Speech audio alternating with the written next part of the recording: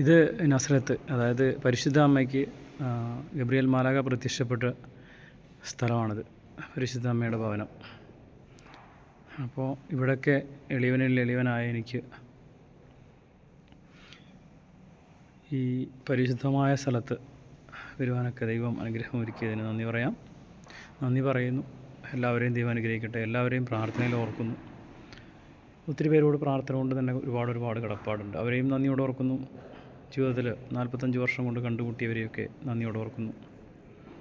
കൂടെ നിർത്തിയവരെയും ചേർത്ത് നിർത്തിയവരെയും മാറ്റി നിർത്തിയവരെയൊക്കെ നന്ദിയോടെ ഓർക്കുന്നു. അവർക്ക് വേണ്ടി കൂടി പ്രാർത്ഥിക്കുന്നു. പ്രാർത്ഥനയുടെ ധന്യ നിമിഷങ്ങളിലൂടെയാണ് കടന്നു പോവുക. ജീവിതത്തിലെ ഏറ്റവും മനോഹരമായ, ജീവിതത്തിലെ ഏറ്റവും വലിയ ഭാഗ്യമായി കാണുകയാണ്.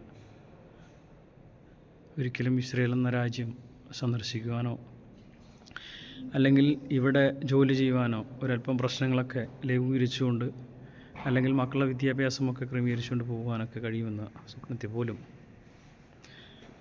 പ്രതീക്ഷിച്ചതല്ല, ചിന്തിച്ചതല്ല. അതിൽ ആ ഒരു സാഹചര്യം ഒരുക്കി തന്ന സർവശക്തനായ ദൈവത്തിന് നന്ദി പറയുന്നു. ഒത്തിരി പേര് പ്രാർത്ഥനയോടുകൂടിയും മറ്റു പല സഹായങ്ങളായിട്ട് കൂടെ നിന്നിട്ടുണ്ട്, ചേർത്ത് നിർത്തിയിട്ടുണ്ട്. അവരെയും നന്ദിയോടെ ഓർക്കുക. ദൈവം എല്ലാവരെയും സമൃദ്ധമായിട്ട് അനുഗ്രഹിക്കട്ടെ.